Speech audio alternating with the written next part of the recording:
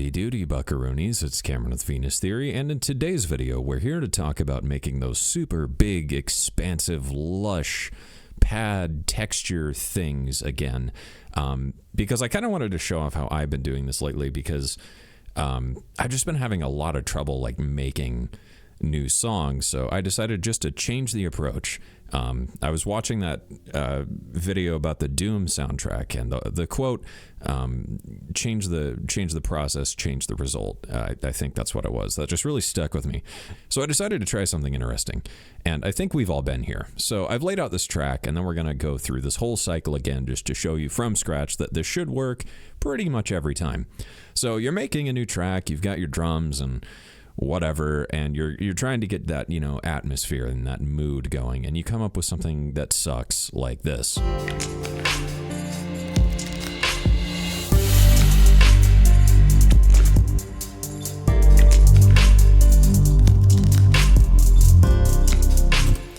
And that, I mean, it's okay, it's just that's not, you know, that's really not anything. What you want is something like this.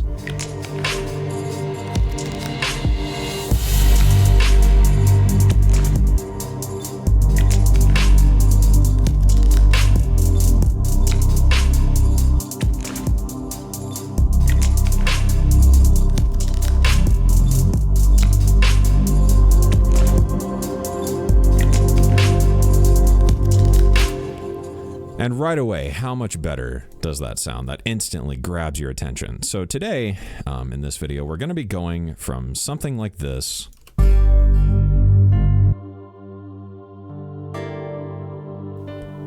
and turning that into something like this. So the cool thing being, all this takes is, I don't know, 10 minutes of your time and a free program called Cecilia 5. You guys have probably seen this on the channel before, but we're going to use it again today and kind of go over this whole process and how I do this. The majority of the actual nice plugins I'm using to make this pad are actually free. The rest are just basic things, but these three plugins, I use these on pads and drum buses and a lot of stuff recently. Tal Reverb 4, you guys know this is my favorite, so you can pause this and go download that now. Next up here, I've got IVGI2. This is from Klangheim. Not totally sure. This is free VST, adds excellent saturation. And then over here, Shattered Glass Audio, the SGA 1566. This is free as well.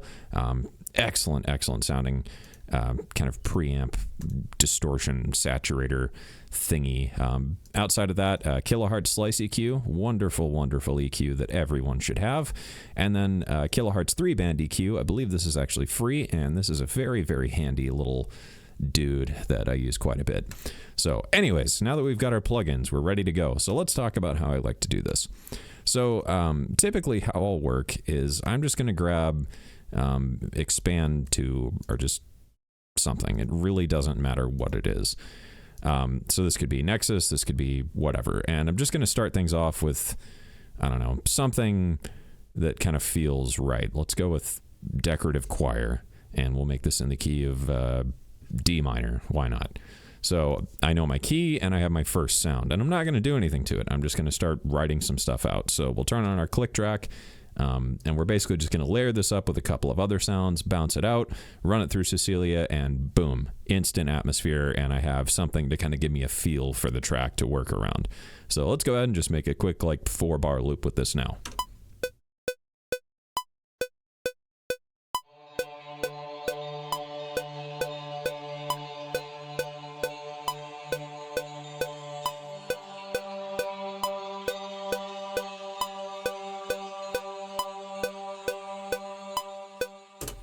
Cool. So the point that I'd like to stop and talk about for a minute is everything I'm going to do is going to be very slow and not anything too extreme.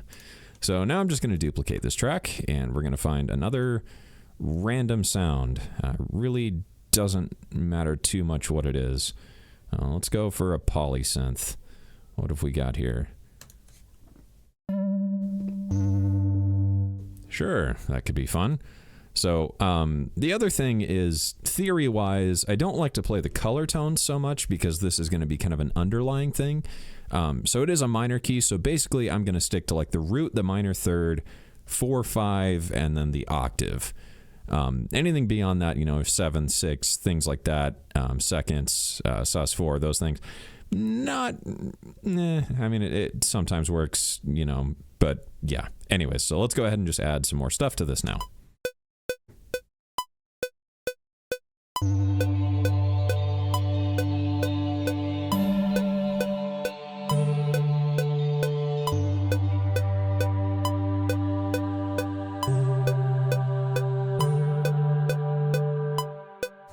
Cool, and let's maybe get 2 more layers. So we'll go ahead and chop these dudes up. Okay, and find another sound. Let's see, we've kind of got 2 synthy elements, so maybe we could go for something a bit more organic-y. Let's try a mixed choir.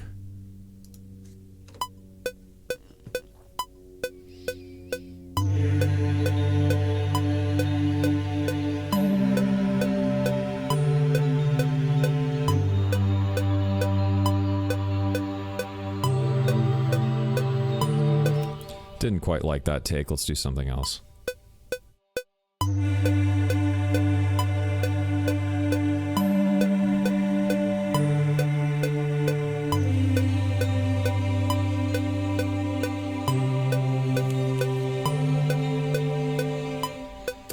Cool. And then 1 more layer just for the hell of it.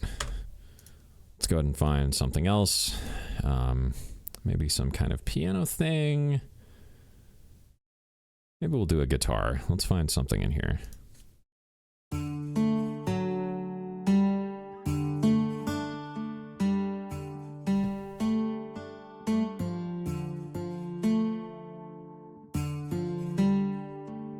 Sure.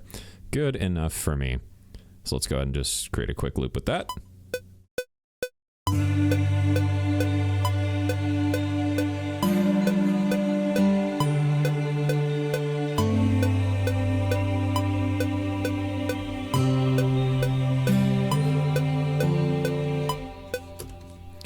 Cool. So right away, this is kind of a giant jumbled mess. So what I'll do before I bounce this out is we'll just go ahead and duplicate this twice, just so it does a loop around somewhat. Go ahead and select the region, and then we just want to kind of blend this stuff together in a way that's sensible. You could just bounce it out and see what happens, but I like to kind of just play with it and get the kind of balance of frequencies right, more or less. So this is going to be kind of our mid-range and high-end element. And this is going to fill in everything else.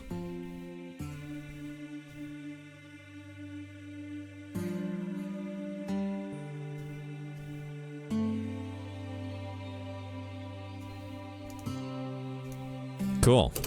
I think that's good. So what we can go ahead and do is just, let me go ahead and turn off my master effects because, yeah, whatever, we'll leave them. It doesn't really matter. Okay, so we're going to export. As long as everything's not clipping, we're good. So I'm going to call this pad D minor. All right, wave file 16 or 24-bit. We'll go and do 24. So I'm going to perform audio export. And it's just going to export this region because I have my markers selected. So we'll wait for a second. And then what we're going to do is we're going to open up Cecilia. If you don't have it, you can pause this video right now and go download Cecilia 5. It's totally free. There's really no reason not to own it. I will stop for a moment and say I am not the developer of this program. If you have any questions related to installation or the use of this program, please contact the developer, as I likely cannot help you. Okay, so Cecilia is opened, and now we can go ahead and find our file, which is on my desktop somewhere. So it's pad D minor. Sweet.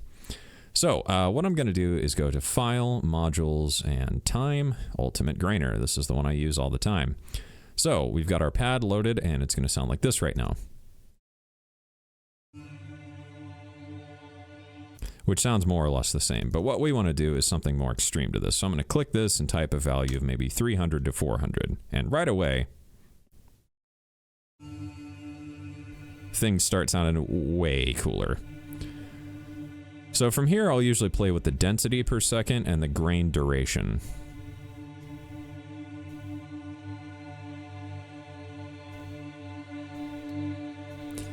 I like to process this stuff later, so I'm going to open up that filter all the way. And then maybe we could input some pitch randomness. Do like 0.5 maybe. That's too much. 0.05 is what I meant. Maybe a bit less, 0.02. Just to give it a bit of movement. Try the position random maybe.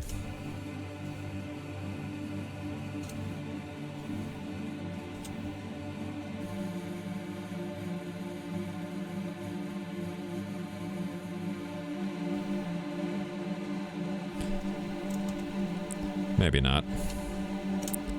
Okay. So that's sounding pretty interesting. So now what we can go ahead and do is adjust our output. This guy right here. So to adjust this, you'll want to go to File, Preferences, and then over here, this is your output. So I want to export a wave as 24-bit. Okay, cool. So we're going to go here, click here, and we want to export this to my desktop. We'll call this padded D minor. Save, and then we're going to go to Action and bounce to disk, and I will see you guys when this is done. All right, and it's done. I will note that the amount of time it takes to render the file really depends on how long and how crazy it is. So that took a couple minutes, nothing too bad. So we can go and close Cecilia by closing this window. Done. All right, so we can mute all of this because we no longer need it. We'll go to Media.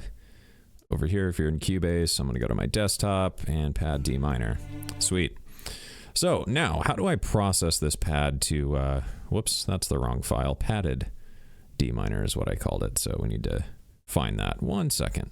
So I didn't save this as a wave, so we can just rename this .wave. Make sure you put .wave when saving the file, then it will show up. Okay, so we can go ahead and bounce out of there. Padded D minor. Cool. So there we go. We've got our file. So to process this, there's a couple things that I like to do just to open this up a bit more because, you know, oftentimes like by itself, it sounds okay, but it could be a little more interesting. So typically my order of operations here is add some kind of reverb. Maybe a chorus. This is free as well.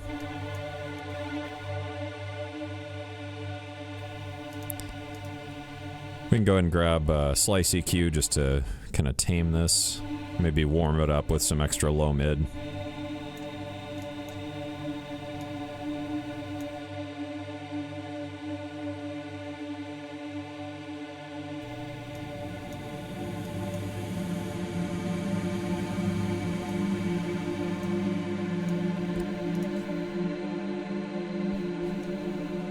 Grab the 3-band EQ just to kind of adjust it a bit more.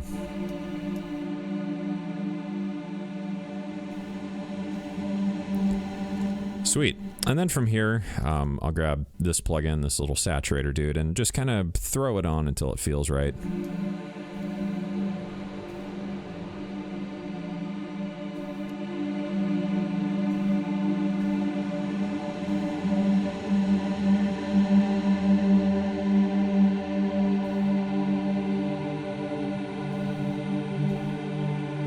Cool.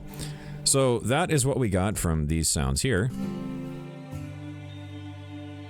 Really nothing too crazy special, but you know, once we kind of throw this all together, go ahead and mute all this, and you know, throw a respace and some drums with it, instantly we get this nice, cool, atmospheric track that we can use as kind of a basis for whatever we're doing.